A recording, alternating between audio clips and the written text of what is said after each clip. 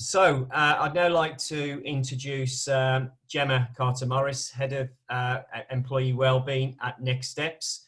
And Gemma's going to talk us through some key areas that we need to be thinking about for employees at work. Over to you, Gemma. Thank you. Thank you, Nick. And thank you, Anna, for outlining some of the things that you've been doing in Henwood Court, many of which I'll touch on a little bit more later on.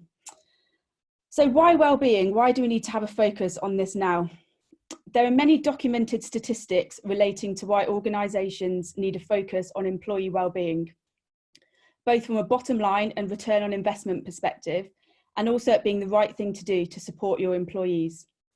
I've highlighted a few here, though I'm sure many of these will be even more emphasised in the situation we're currently in. The recent research by Deloitte in January this year showed that the impact of mental health in the workplace is estimated at £45 billion per year, and that takes into account absenteeism costs, presenteeism, and staff turnover costs. And it's estimated that 40% of absence in the UK today is a result of mental health. Over the past few years, wellbeing is increasingly high on the agenda for leaders and senior teams, with more and more organisations implementing strategies, programmes and initiatives to support this. The benefits to an organisation are significant and wide-reaching and include higher levels of motivation, engagement and employee retention, a reduction in absence levels, and a way of supporting recruitment and giving you a competitive advantage over other organisations.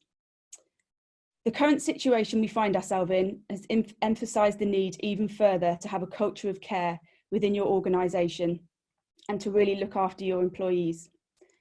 Everyone is going through their own individual challenges, which can be personal, relating to a change in routine, a lack of social interaction, worry about loved ones and family members, having caring responsibilities for children or elderly parents, or more work-related issues around job insecurity, reduction in pay, or being furloughed. And all of these are having a huge impact on our individual physical, emotional and mental health.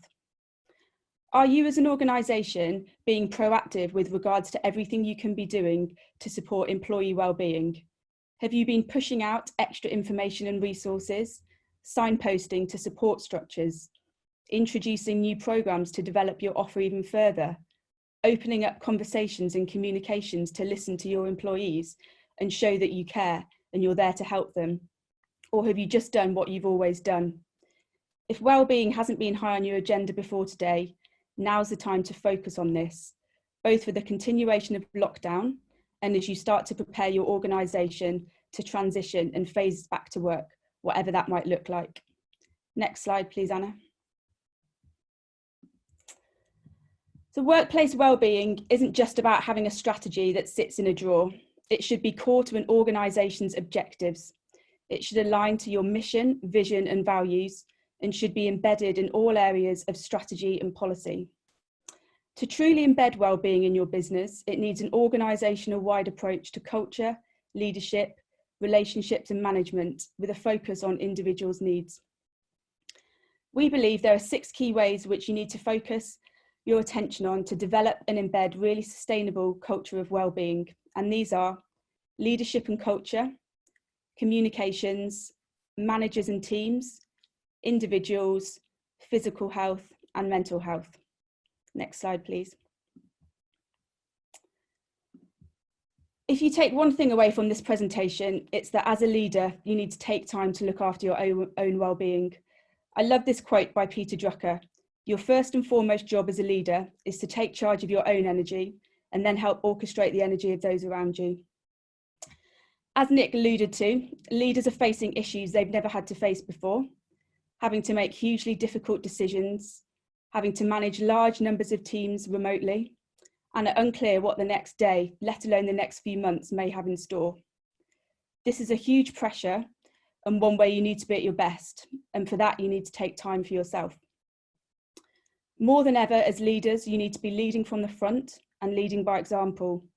The whole organisation will be looking to you for assurance, communications, support, and most of all, leadership. And you need to live and breathe the values and behaviours of your organisation. Don't be afraid to show some vulnerability and show your human side. Employees are more likely to connect with you if they can relate to how you're feeling. We're working with a number of leaders specifically on how they can look after their own well-being so they can be at the best for the challenges they're facing at work. And we've written some resources on this that we'll share with you after this webinar. Remember, we're not alone. No one has been through this before, so reach out to your networks, learn from others, ask questions and ask for help. We are so much stronger by working together and in collaboration. Don't forget to recognise and thank your teams regularly. The world of work has been turned upside down and employees are doing what they can to keep organisations going. Think where you can recognise and reward those that may be going above and beyond, but be thankful to everyone for what they're doing despite these very challenging circumstances. An alignment with your senior team and HR has never been more important to help work through challenges and also use one another as a support structure. Next slide, please. Communication at this point in time is absolutely critical, and I don't believe that you can currently over-communicate. Employees will be fearful of their jobs and what the future holds for their organisation, and if there are little to no communications, this will emphasise this fear and worry even more. Consider what communications can be done on an organisational-wide basis, what need to be done in teams, and what can be done on an individual and one-to-one basis. And think, how would I want to be communicated with during this current time? I've heard stories of people being made redundant and furloughed by mass email. Think about how messages are going to be received and think of the most appropriate, sensitive and empathetic way to deliver these messages. Look at all the ways in which you can communicate and don't just rely on emails. With the multitude of platforms now available that we're all using, it's easy to have face-to-face conversations, and this can really help with keeping up social interactions and a team feel. Think about how you can use videos to record messages or write blogs to personalise messages a little bit more. Don't overpromise. These times are so ambiguous and ever-changing. Don't make commitments that you may not be able to honour, as this will just lead to a lack of trust in the leadership and the organisation. Increase consultations wherever you can with your teams about decisions, and make sure you get regular feedback, including how individuals are finding remote working and how else the organisation can support them. If your teams feel they're being listened to and involved in decisions, they will likely be more engaged. Have you as an organisation sent out any surveys to ask how your employees are feeling, what other help and support they might need, and how engaged and motivated they're feeling? Also consider having a specific communications plan for those that are furloughed to keep them involved and up to date with what's happening. It's essential to keep these individuals as engaged as possible so that there can be a smooth transition back into work and they will not feel like an outsider when they return to the workplace. Next slide, please. As well as the challenges that leaders are facing, managers are also finding themselves managing teams remotely, dealing with personal and emotional issues they may never have had to deal with before, as well as trying to communicate key messages and keep productivity levels up. It's crucial to have support structures in place for your managers as well, particularly those that may be inexperienced or not confident dealing with some of the issues that are currently arising. Less than 25% of managers feel confident to speak about mental health. How can you support these managers to have those conversations, or what extra training and development can you put in place for managers to give them the tools to support their teams? Have regular check-ins with your teams, both on a personal and professional level. Ask how people are, listen to their concerns, and make time for everyone in your team. Ideally, you should check in with your team quickly every day, and then a longer check-in at least weekly. It's also really important to be clear on expectations, priorities, and outcomes that you're expecting from your employees. Ambiguity in this area, again, can lead to worry and anxiety from employees. And measure your teams on their outputs and not at the time they spend on the computer. And as Anna said, most of all, trust your teams that they're doing what they need to be doing. Bring some fun into the workplace wherever you can. If you used to have weekly team lunches or coffee and cake catch-ups, continue to do these remotely where you can. Think about how you can get the whole team involved in quizzes or bake-offs or book clubs. These will really help keeping the team working well together and keeping that team cohesion. Many organisations now have wellbeing champions. If you do, how are you using these individuals currently? And what role can they play in your organisation? How can they be used to support with getting messages out to the teams? Can they develop content, videos and blogs that are peer-led, and so the messages aren't always coming from the leadership or HR? Can you ask these individuals to speak to people about what their worries are currently and have a focus on some of these areas? Think about everyone having a buddy in your team, someone who can regularly check in with one another. People might be more willing to open up to a colleague than a manager or HR. Next slide, please. Many employees will be working remotely for the first time.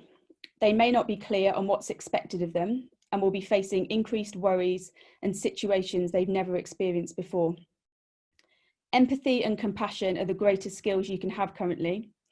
People are dealing with all sorts of difficulties and challenges, and by being empathetic, you can really help to reduce some of the pressure that the individuals will be feeling, particularly relating to work. Look at where you can offer extra flexibility for those that might be homeschooling or have extra responsibilities. How can you facilitate different shift patterns? Split shifts to allow people to juggle everything they have going on. Have these conversations with each employee individually and understand how you can help them manage their work and home life. Think about introducing one-to-one wellbeing meetings, which are purely focused on the individual, how they're feeling, and how they're managing with the situation. These could be delivered by line managers, HR, wellbeing champions, or think about bringing someone in that's independent to do these. The information that you get from these meetings will be invaluable in developing further ways to support your employees. Now is also a great time to continue to develop and upskill your teams. Think about what training is going to add value, promote any online training courses that you have through your organisation, or free courses that are available through lots of different channels such as LinkedIn and the Open University. In particular, this is a really good way to keep furloughed employees engaged and continually developing. Next slide, please. It's clear that we're going to have to live with the impact of COVID-19 for a significant period of time, and this is going to have a huge knock-on effect on the mental health of society. The main psychological impact to date is elevated levels of stress and anxiety, though levels of loneliness, depression, self-harm and substance abuse are also expected to rise. Those already living with mental health problems are facing extra challenges. Even pre-COVID-19, 60% of individuals experienced a mental health issue at some point during the year. Only 11% of people with a mental health condition felt confident disclosing this at work.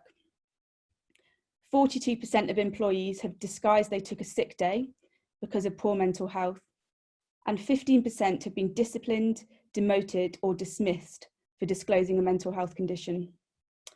There is still a stigma attached to mental health, and people still don't feel comfortable talking about any personal challenges they may be experiencing, and that it's okay not to be okay. Now so more than ever, people need to feel comfortable talking about how they're feeling and not fearful of any repercussions. Think about how you as leaders can talk about any personal experiences you may have had around mental health, or encourage employees to come forward and share their experiences about how they're managing their mental health currently. Make sure you communicate through all channels that are existing support that are available to employees, and encourage usage of these, such as Employee Assistance Programme. I'm currently working with an organisation as a bridge between their HR team and their Employee Assistance Programme to offer an independent but personalised wellbeing service to support employees that may not feel comfortable talking to those within their organisation. The independent and confidential nature of this support is really important to employees, And I'm also using the learning from these conversations to help the organisation develop and deliver other support programmes they need to put in place to further enhance their wellbeing offer. If you do not have an EAP or other support services, there are lots of free resources and support available. The charity Mind have some great information on their website, as well as a support line that can be called.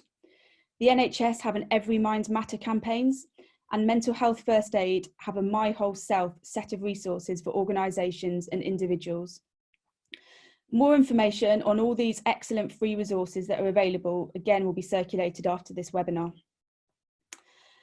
It's certainly more difficult currently to notice changes in behaviours whilst working remotely, but there are still many signs, such as individuals becoming more introverted, not wanting to talk or join video calls, getting upset or being late to meetings. If you notice any of these or any other changes in behaviours, have a conversation with the individual. Next Steps have also put together some information on supporting mental health whilst working remotely that we've been sharing with our clients and talking through with managers so they can talk to their teams about small and simple things that individuals can do to support their mental health. Some examples of this are keeping to a routine, being planned throughout your day, having regular breaks, not blurring the boundaries between your work and home life, minimising time on social media and watching the news, and taking time for yourself for self-care. Again, this information will be shared after the webinar. Financial problems can also significantly impact mental health, and therefore offering financial wellbeing support is a key part of wellbeing strategies, and this is now more relevant than ever. We are set to go into a recession with 2 million lost jobs and 9 million expected to be furloughed. Our financial awareness in general is poor, with the average household debt now at £60,000 and very low savings, and many of us are not equipped to deal with the up and coming financial situation. Many employee assistance programs offer financial advice. It's important that this advice is impartial and not linked to any other products or services. Also think about how financial advice can be tailored to different individuals, such as different age groups and genders, where concerns and worries will be really different. Next slide, please. Our physical health can have such a large impact on our mental and emotional health, and it's so important that we're looking after ourselves currently. Again, if you have existing support services, such as occupational health, circulate information on how to support physical health. Think about how you can make these messages more interactive than just emails and information on a website. Again, bringing personalised blogs or your wellbeing champions to talk about what they're doing. Being physically active has so many positive benefits on your health. And whilst we're all at home all day, we need to be taking time to be active, either outside in a safe way or through workouts at home. Again, there are so many free online classes that can be accessed, as well as the daily Joe Wicks workout at 9 AM that lots of people are doing. Being active can also be a great way to engage with your teams, learn what others are doing, and share workouts and videos. Again, think about how you can encourage positive eating habits, good sleep hygiene, and staying hydrated, all of which can impact our health and how effective we are. It's also important to circulate information on setting up a home workstation or office. Many people, like myself, are working at a dining room table, and small things like sitting properly and having your computer at the right height can help with back problems. Remember to get up regularly and move around, have regular breaks, and don't be tempted to work on your sofa or in bed. Many smartwatches now also have a reminder to get up every 30 minutes just to walk around, which can be really useful. Finally, there are many national campaigns that can still be supported remotely, and these can be a great way to get employees engaged and involved. Coming up in May is National Walking Month, so perhaps you can set up some team walking challenges. These could be competitive in between teams, or an aim as an organisation to walk across Europe or the world perhaps. Next slide, please.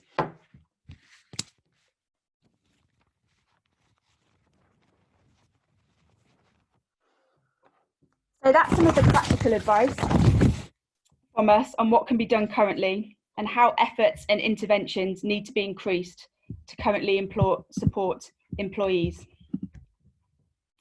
However, you also need to be considering what your wellbeing offer looks like when employees return to work, and how this needs to be developed and adapted based on the needs of individuals.